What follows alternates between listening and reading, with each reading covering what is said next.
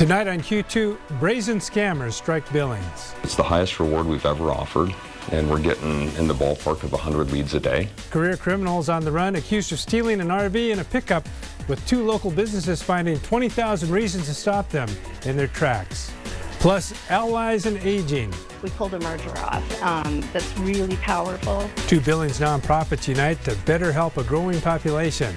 And a silent syndrome with deadly consequences. So there's a lot of cancer on my dad's side of the family. A Lockwood family faces a devastating genetic diagnosis and a future full of uncertainty. The MTN 10 o'clock news starts right now. From Montana's news leader, this is the MTN 10 o'clock news. Good evening and thanks for joining us. I'm David J. By 2040, the number of people living to 100 is expected to quadruple. That growing need is why two Billings nonprofits have joined forces to better serve our aging population. Tonight, Q2's Haley Monaco takes us inside Allies in Aging and how it's working to make a lasting impact. 3, 2, 1. Can we do more better? It's a day of celebration. We pulled a merger off that's really powerful. After 6 months of hard work, Big Sky Senior Services and the Adult Resource Alliance have officially come together as allies in aging. One works better than two because we have cut a lot of overhead, for one thing. So just if you think about business, it was a good business move. I'm talking about the work. We're bringing together really strong programs that can serve seniors in their homes, as well as serving folks at our meal sites. Before the special ribbon cutting and open house, the Meals on Wheels crew was busy carrying on business as usual.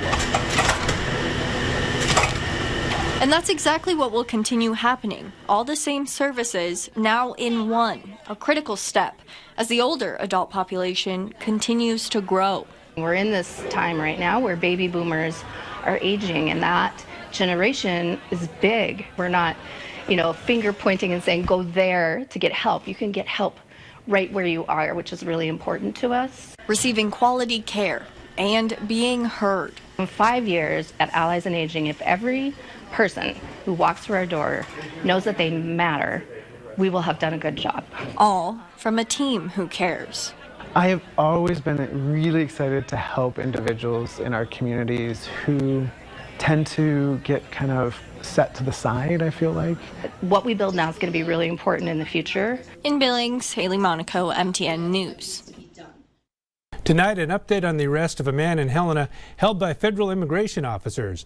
A federal judge has lifted an order that was keeping Christopher Martinez detained in Montana. This body camera footage obtained by MTN showed his arrest on July 1st. That judge also denied a petition from the United States District Court for Montana to assume jurisdiction of Martinez.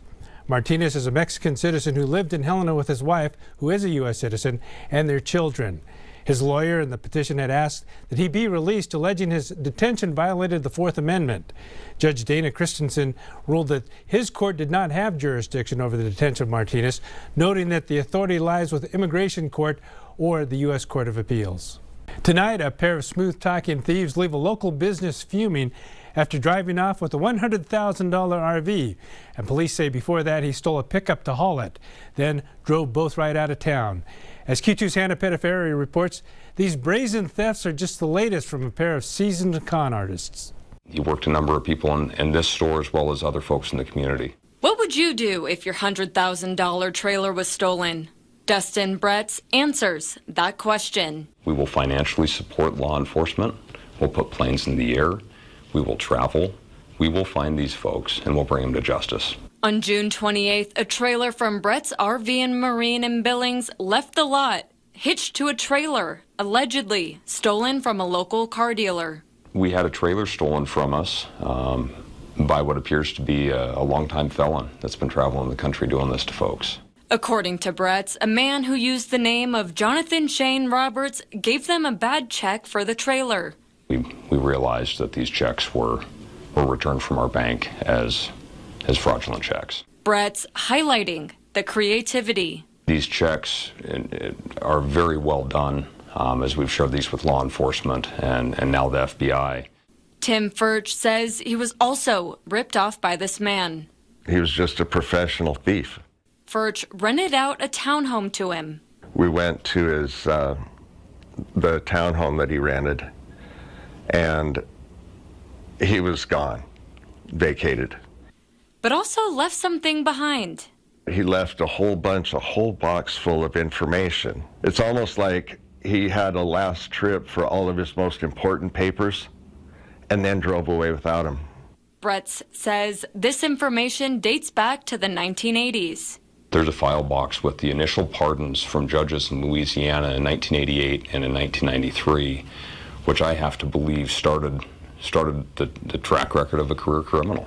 Yellowstone County Sheriff Mike Linder tells us they are still gathering evidence in this case. Meanwhile, Bretz is doing his own police work and taking to social media. We blew up Facebook, and so we're just hoping that somebody can help us find him. Looking for help to find the truck and trailer. We'll continue to fly the areas around Montana to make sure that as those tips come in that we can recover the trailer and truck as quickly as possible. In Billings, Hannah Pettiferry, MTN News. In northwest Montana, a mountain biker's quick thinking helped avoid a bear attack. Wildlife leaders say the biker was alone on the Starry Goat Trail near Troy when a bear approached. The rider jumped off, pulled out bear spray, and discharged it as the bear came close. The animal retreated into the woods, and the biker was left unharmed. FWP believes it was a grizzly. The trail remains open, but officials urge caution due to bear activity. Live look with the Stockman Bank weather cam, and I don't have to tell you, it was a cool and showery day today. We picked up about a quarter of an inch of moisture in Billings. Top wind gust was nearly 40 miles an hour, but check out the high temperature today. 64 degrees was the warmest, and that was about 1 o'clock in the morning. We've only been cooler than 70 degrees in the month of July since the year 2000, only 7 times, including today. But look, some of the dates: the 2nd, 3rd, 4th, 5th, 6th. So if we take out the first week of the month, there's only been 2 opportunities in the last 25 plus years that we've dropped below 70 degrees. If you want to find a day cooler than today, you have to go to 1993. President Trump's push for Russia to reach a peace agreement with Ukraine was rejected by the Kremlin today. This comes as Senate Republicans are working to claw back more than $1 billion that had been earmarked for NPR and PBS. Erica Brown has more. President Trump traveled to Pittsburgh Tuesday to attend an Energy and Innovation Summit, unveiling billions in new private sector investments for Pennsylvania's energy and AI capabilities. His visit came as Russia announced its rejection to the president's latest push for a peace deal to end the war in Ukraine. Russian officials called the president's ultimatum to agree to a deal within 7 weeks or face economic consequences unacceptable, and insisted the invasion of Ukraine will continue until Russia's goals are achieved. The president has pledged secondary sanctions targeting Moscow if no agreement is made, threatening to impose 100% tariffs on countries that buy oil and gas from Russia, including China and Brazil. The president said Tuesday U.S.-supplied weapons funded by European allies are already en route to Ukraine. When do you think the first Patriot missiles, some of these weapons that our allies will buy? They're already being shipped. From what countries? They're coming in from Germany and then replaced by Germany, and in all cases, the United States gets paid back in full. Here on Capitol Hill, Senate Republicans are racing against the clock to vote this week on whether to claw back more than $9 billion in foreign aid and funding for public broadcasting. President Trump's rescissions package could potentially cancel more than $1 billion in federal funding for NPR and PBS. The primary impact of this potential rescission is going to hurt communities where they need support most, which are rural stations. Last week, the president threatened to withhold his endorsement for any Republican who opposed the rescissions package. Congress has until Friday to get the bill to the president's desk. Erica Brown, CBS News, Capitol Hill. Inflation is moving in the wrong direction now at its highest level since February. Consumer prices rose 0.3% on the month in June, up 2.7% from a year ago. Many tariff-sensitive items saw a price hike, including clothing, furniture, and toys. Dining out at full-service restaurants was up 4% in the month, while coffee saw the biggest jolt, increasing more than 13% from last year. Today's report supports the Federal Reserve's wait-and-see approach on interest rates, with the central bank unlikely to budge at this month's meeting. About 1 in 280 Americans lives with a rare genetic condition called Lynch syndrome. It carries a high risk of a variety of cancers, a harsh reality one Lockwood family is now facing head-on.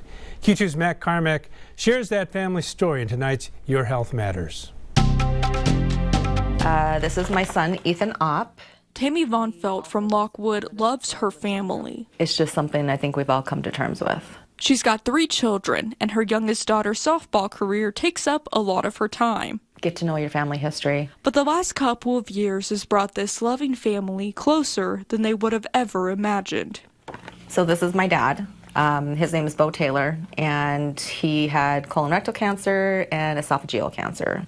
And he also tested positive for Lynch syndrome. Since 2023, Tammy, her father, and 2 of her children have all tested positive for Lynch syndrome. It's a genetic condition that highly increases one's risk of developing cancer, most commonly colorectal cancer. So there's a lot of cancer on my dad's side of the family. Tammy's dad, before passing away, was diagnosed with multiple types of cancer, a common trend in Tammy's family. Tammy's only 47, but has already battled both colon and cervical cancer. But when we start seeing lots of cancers in a family, it's a red flag to us that we need to, have some further testing, and genetic testing is a great way to find out, is there something bigger going on? Tammy started seeing Intermountain Health family care provider Jody Gilligan, who recommended Tammy an in-depth genetic test for Lynch syndrome. It's hard to share our personal medical history. We want to maybe not tell everybody everything, but I think it's important for the next generations for